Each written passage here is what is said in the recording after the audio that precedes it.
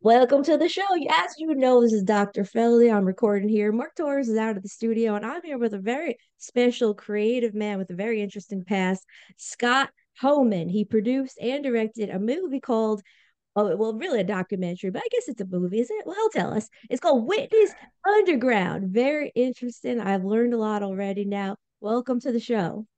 Thanks, Dr. Feldy. Really appreciate it. You're welcome. Now, could you mind telling us a little about what this documentary is about? Yeah, I usually lead with it's about artists who escaped a cult. And that usually has a typical response of like gasps, mouths, jaws drop, eyes widen, or what? Lean ins happen. But really, it's a special activist film that chronicles it starts by doing character development, chronicling an kind of an unknown music community that thrived from the late 80s to the early 2000s, like a Mm. 17-year period by a group of musicians in Minneapolis, like 300 to 500 kids, depending on when you're thinking of it, called Nuclear Gopher. And it was an insular artist community inside of a religious cult that you probably have in your neighborhood. Maybe they're your neighbors. They've probably come to your house and Mhm. tried to talk to you about something. Mhm. And then it chronicles, it's like a 3 act film where you get to know everybody, you get to know the music, and the music's excellent. I was not in that scene, but I knew of it at the time.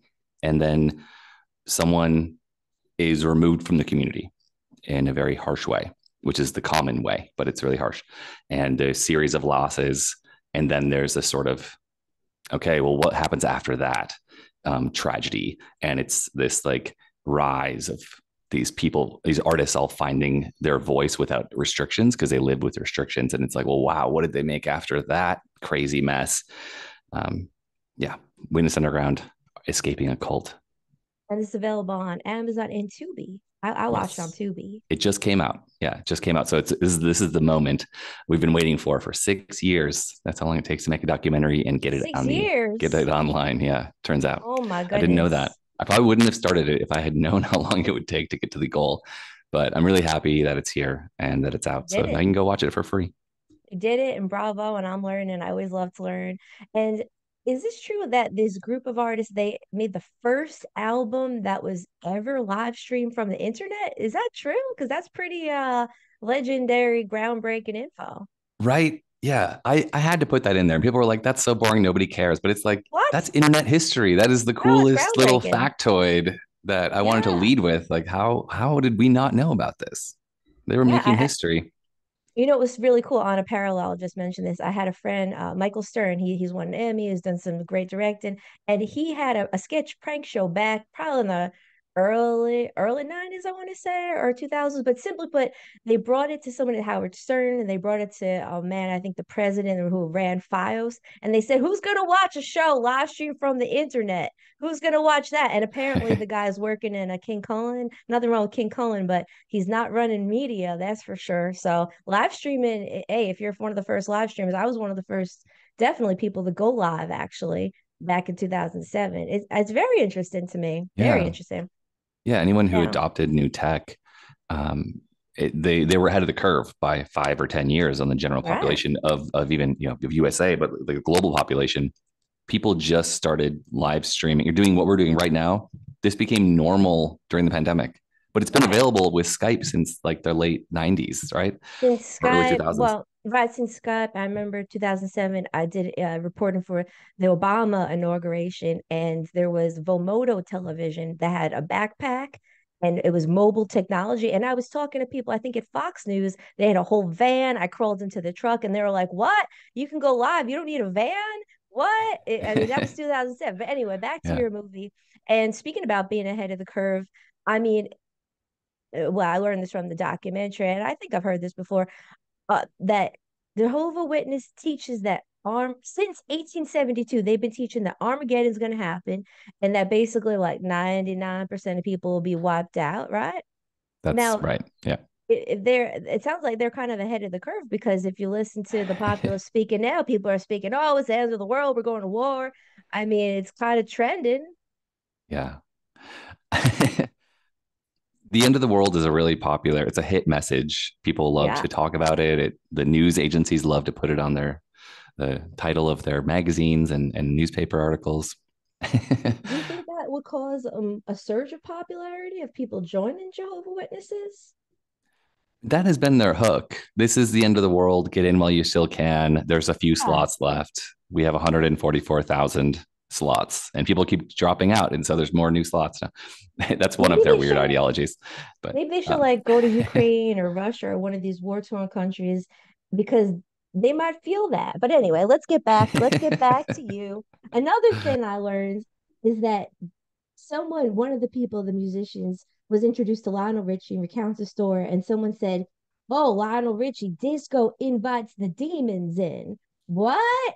Disco invites demons. Y'all, I was just hired to dance at a party a couple days ago, and disco's so happy and it's so positive. It gets me going. And I'm celibate, so I'm not overly sexual. It's definitely didn't drive me to do anything nefarious. Now, what's all that all about? Disco invites the demons. Was there disco in this group? What's going on with disco? I don't think it's anything against Lionel Richie. It was a very, it's like, yeah.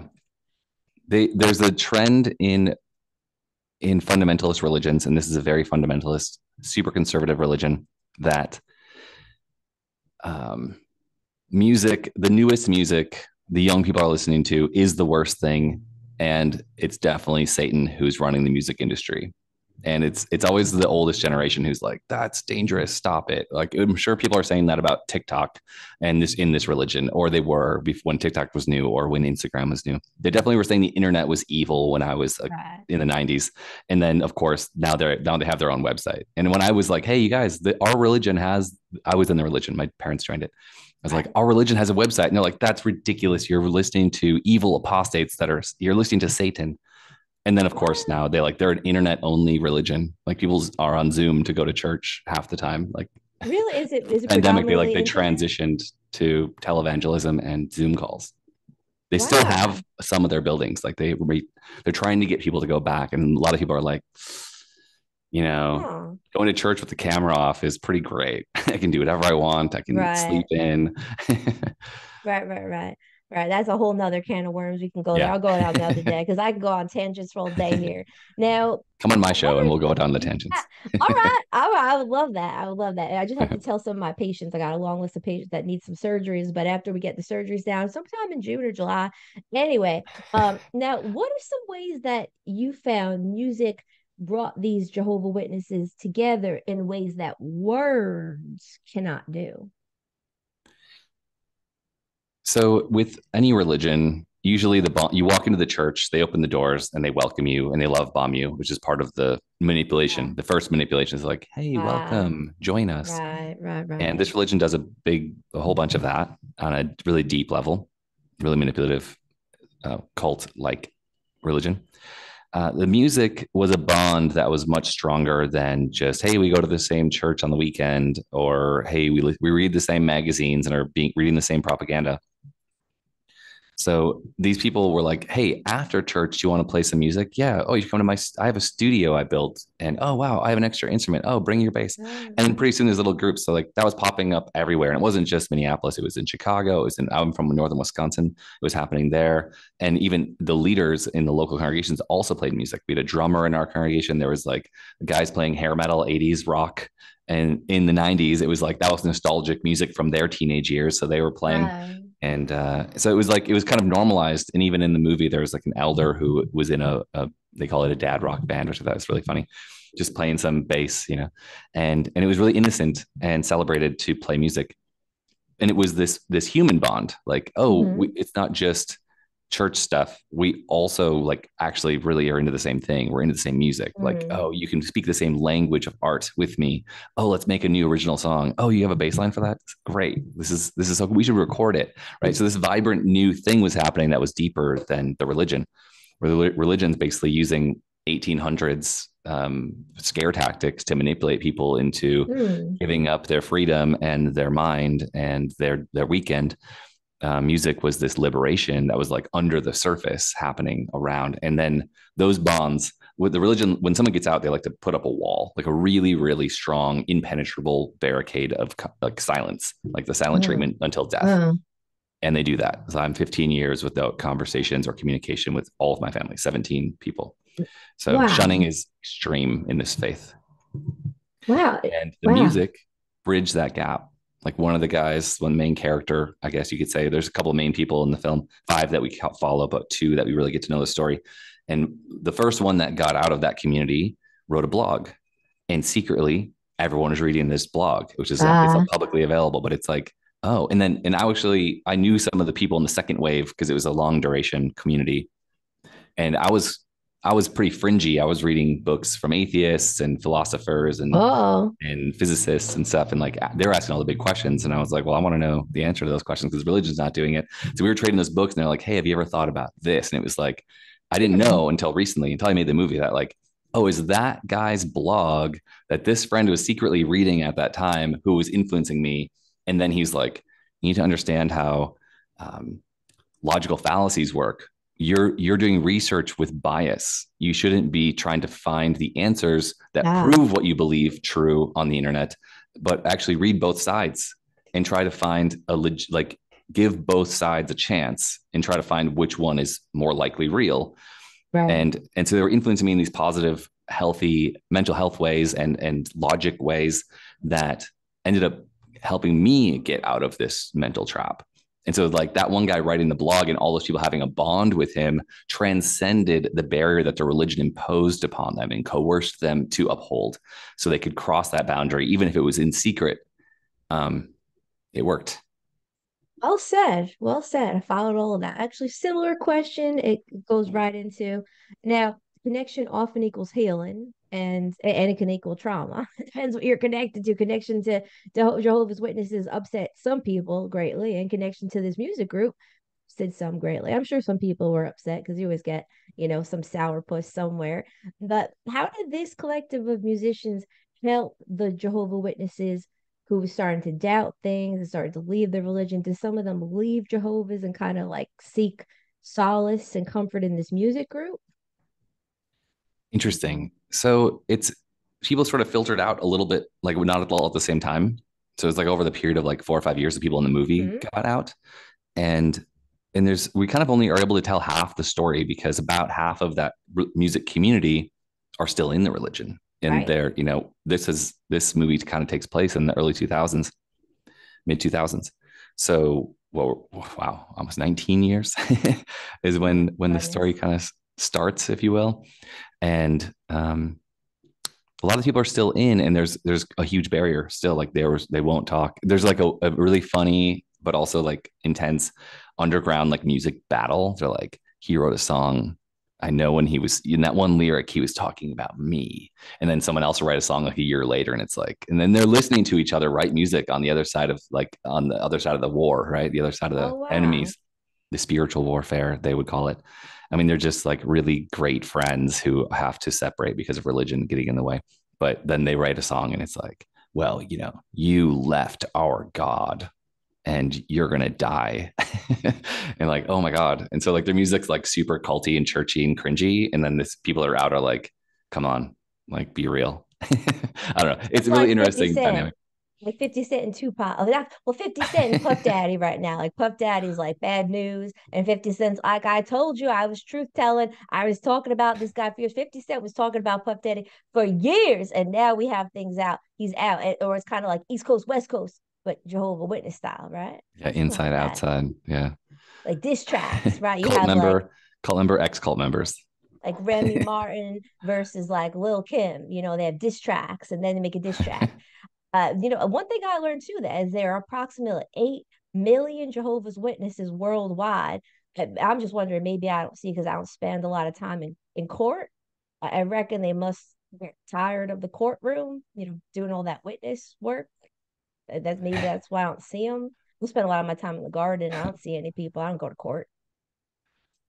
You're making a funny pun about the word witness because most people think of it as a courtroom thing, but actually the ironic things, if you do look them up on the internet, there's a court case where the religion's being sued by someone who's a victim of abuse of some kind basically every week, and they just lost in criminal court in Belgium. So they're like considered a hate group in Belgium, or they were. And What? then in Norway, they just lost their status as a religion. So they don't get the standard government religious bonuses. And now there's Oh like six wow. other European countries that are all investigating the religion right now, and they're Wow, guilty wow. of crimes. And the real issue Ooh. is super nuanced, and it's about human rights. So there, it's like a human rights and the freedom of religion for children to not be abused. I feel if I'm getting that right. Correct us in the comments if I didn't quite get that right. But I've been following the court No. trial, and the witnesses lost it. It was like 2 months ago. Oh, So there's this huge human rights battle happening across Europe right right. now.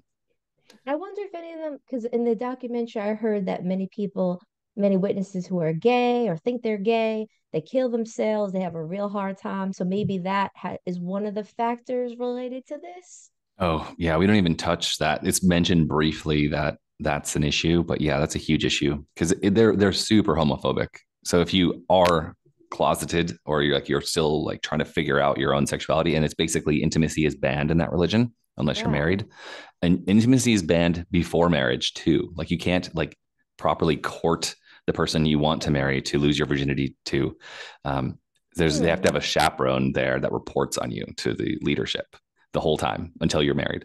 But if you're Hmm. gay or in anywhere in the LGBT side of the spectrum of sexual identity, there's absolutely no place for you there. They will if you're honest about it with someone in the leadership, they will tell you to try to ignore it and then like Right. pray it away and then get Right. married to in a heterosexual relationship and hope for the best and like survive until the end of the world and then maybe God will like fix you is their general pitch. Ooh. And a lot of people don't make it that far and commit suicide on the inside or die by suicide, or they get out and there's healthy paths. There's a path out, and then Right. you can like go have a great life. Please do that. All Um, right. but people that get out sometimes get out tragically, or they get kicked out, and then everything's pulled up from underneath them, and Oh, then suicide's one of those things that happens a lot. And we don't know the numbers because no one's ever really studied this, but it's huge. Like everybody knows a bunch of people that have died that way die. in the religion, and some of Ah. them are gay. Yeah, like it's a high number. Ooh. I know one man who seems to be dying while he's alive. I mean, he's just pissing his life away. Maybe he's a little bit traumatized, but this isn't a psychological session. I don't like to talk about my They're all clients. traumatized. Ooh, We're all the traumatized, the include myself in the that.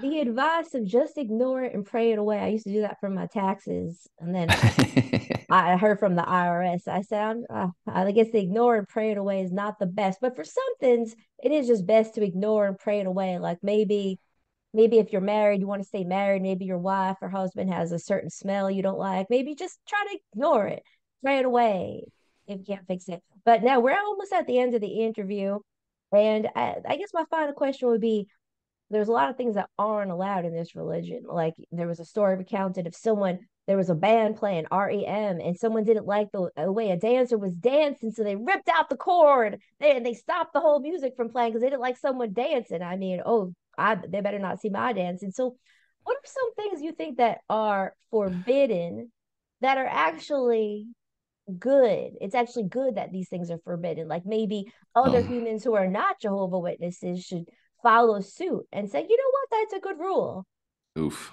I'm sure I mean, even Hitler had some benefits. I heard he was a great painter. I mean, I'm sure there's something that we could follow.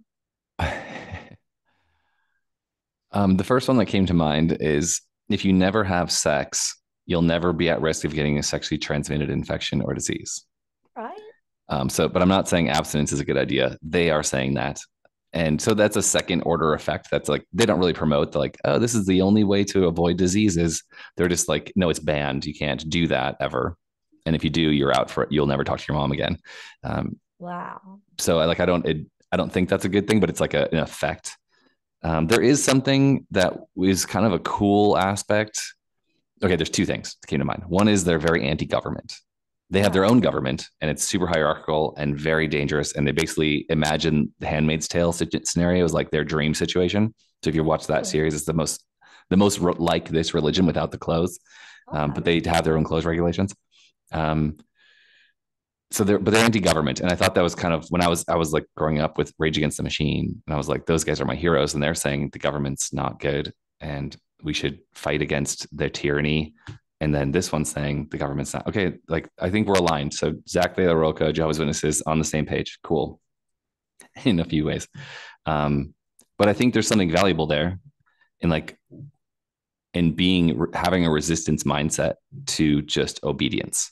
However, they're a cult, so Definitely. they demand obedience, and a dress code and a bunch of other chaos that the regular society just doesn't do. So like, there's a lot more freedom outside, um, underneath just a normal government. There was one more.